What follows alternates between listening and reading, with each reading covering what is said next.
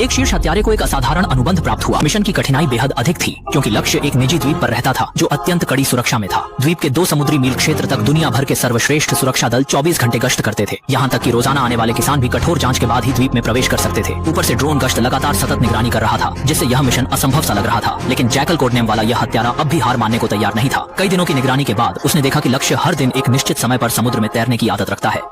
उसने योजना बनाते हुए समुद्र से 4 किलोमीटर की दूरी पर स्नाइपर की मदद से निशाना साधने का निर्णय लिया। उसने यह सुनिश्चित किया कि उसके इस मिशन की भनक किसी को न लगे। इसके तहत उसने मछुआरों की एक नाव किराए पर ली और गहन रणनीति के तहत निर्धारित स्थान पर पहुंच गया।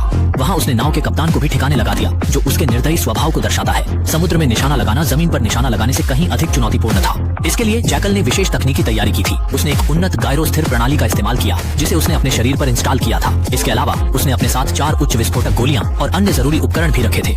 विशेष रूप से लहरों के कारण स्नाइपर राइफल बेतहाशा हिल सकती थी। ऐसे समय पर एक प्रीमियम स्थिरता प्रणाली की आवश्यकता होती है। उपकरण को जांचने के बाद उसने हिल रही नाव पर परीक्षण किया और सुनिश्चित किया कि गोली एक ही बार में निशाने पर लगे। जब लक्ष्य करीब आया और उसने काम पर फोकस किया, अचानक एक ड्रोन ने उसकी ओर देखा। उसने झट से राइफल को कवर कर छिपने की कोशिश की, जैसे कि वह सामान्य मछुआरा लग सके। हालांकि समुद्र की छवि पहले से ही निगरानी प्रणाली में भेजी जा चुकी थी।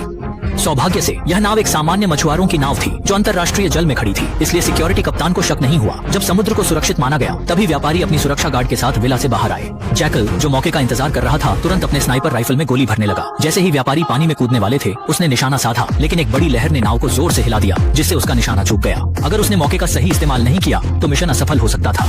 व्यापारी पानी में कूद चुके थे और यह मौका हाथ से निकल चुका था, लेकिन जैकल ने हार नहीं मानी। उसने तय किया कि जब व्यापारी सांस लेने के लिए पानी से बाहर आएंगे, वह उन्हें गोली मार सकता है। लेकिन जैसे ही उसने फिर से निशाना साधा, एक गश्ती नाव उसकी नाव के पास पहुंचने लगी। उसके पास कोई विकल्प नहीं बचा, इसलिए उसने नाव के सामने गोली चलाई और सबको नष्ट कर दिया। परंतु उसके इस कृत्य ने उसकी स्थिति को उजागर कर दिया। अब उसे थोड़े समय में मिशन पूरा करना था।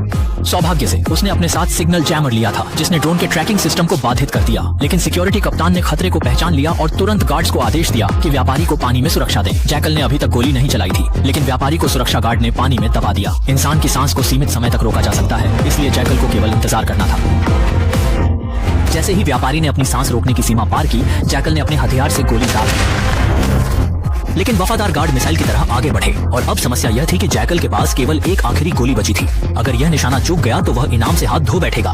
व्यापारी ने जल्दी से सांस ली और पानी में फिर से गोता लगाकर द्वीप की ओर तैरने लगे। उनके तैरने से उत्पन्न पानी की धारा ने उनके स्थान का संकेत दे दिया। यह अब या कभी नहीं था कि जैकल को एक सटीक निशाना लगाना